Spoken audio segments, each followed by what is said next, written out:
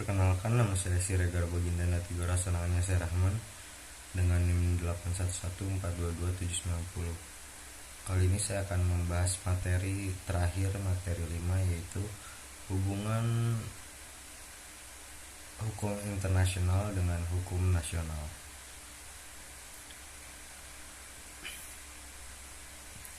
Kondisi hukum internasional dalam bagian hukum secara universal didasarkan atas jenis atau bidang hukum, bahwa hukum internasional adalah bagian daripada hukum pada lingkup umumnya. Hukum internasional mempunyai jalinan hubungan yang sangat efektif dalam ketentuan pada hukum lainnya. Di antaranya adalah ketentuan atau peraturan hukum yang mengatur mengenai kehidupan manusia dalam lingkungan kebangsaan negara masing-masing yang dikenal hukum nasional. Hukum nasional pada tiap negara memiliki definisi atau pengertian penting dalam dunia politik dan pada masyarakat internasional. Maka dari itu akan menimbulkan persoalan antara relevansi dengan hubungan internasional yang dapat dilihat dari sudut teori dan kebutuhan praktis. Pada teori terdapat dua sudut pandang mengenai hukum internasional, ialah pandangan voluntarisme. Artinya, hukum internasional dan hukum nasional adalah dua kesatuan alat hukum yang hidup secara sejajar berdampingan dan dapat terpisah. Lalu, pandangan objektivis yang beranggapan bahwa dua bagian dari kesatuan perangkat hukum. Kedekatan hubungan dengan yang telah dipaparkan adalah mengenai persoalan hubungan hierarki antara dua perangkat hukum sendiri, baik merupakan perangkat hukum yang berdiri sendiri maupun dua perangkat hukum yang pada hakikatnya adalah bagian dan satu kesatuan tata letak hukum yang sama. Dari dua teori tersebut lalu munculnya dua aliran atau sudut pandang yang membahas mengenai hal berikut. Yang pertama adalah aliran monisme. Pandangan monisme muncul atas dasar pemikiran dari seluruh hukum yang telah mengatur kehidupan manusia.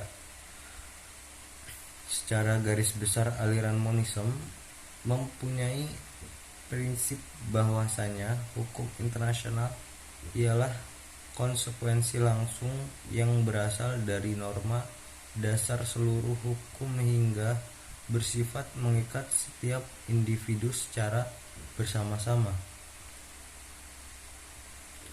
Terdapat pihak yang beranggapan bahwa hubungan antara hukum internasional dengan hukum nasional yang utama ialah hukum nasional. Pemikiran paham seperti ini disebut sebagai monisme dengan privat hukum nasional. Menurut pada aliran monisme, primat hukum nasional, hukum internasional tersebut berasal atau bersumber dari hukum nasional. Misalnya adalah hukum yang tumbuh dari praktik negara-negara. Karena hukum internasional berasal dari hukum nasional, maka dengan itu kedudukan hukum nasional lebih tinggi daripada hukum internasional. Sehingga bila terdapat permasalahan atau konflik, maka hukum nasional lebih diutamakan.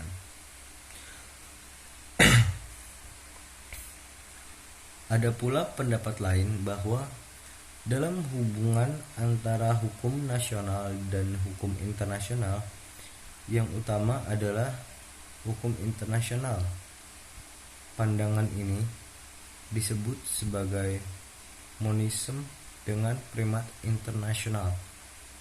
Menurut teori monisme, keduanya dapat mungkin terjadi pandangan yang melihat bahwa kesatuan antara hukum nasional dan hukum internasional dengan primat hukum nasional ini pada hakikatnya menganggap bahwa hukum internasional berasal dari hukum nasional.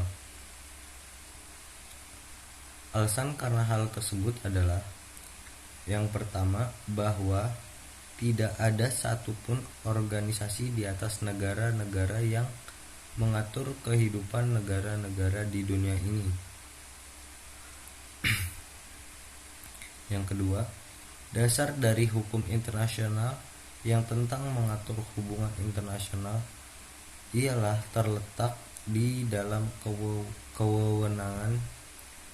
wewenang negara-negara untuk mengadakan perjanjian-perjanjian internasional. Jadi wewenang konstitusional. Kemudian B, ada aliran dualisme. Aliran ini beranggapan bahwa hukum nasional dan hukum internasional adalah dua sistem hukum yang berbeda. Trivial ada salah seorang pemuka aliran tersebut berpendapat bahwa perbedaan mendasar dari sistem hukum tersebut ialah subjek dari hukum nasional ialah individu dan subjek dari hukum internasional adalah negara. Subjek dari hukum nasional adalah kehendak dari negara masing-masing. Sedangkan sumber dari hukum internasional adalah kehendak negara bersama-sama. Prinsip dasar yang melandasi hukum nasional adalah prinsip norma atau peraturan dari konstitusi negara. Dan hukum internasional yang melandasi adalah perjanjian yang mengikat.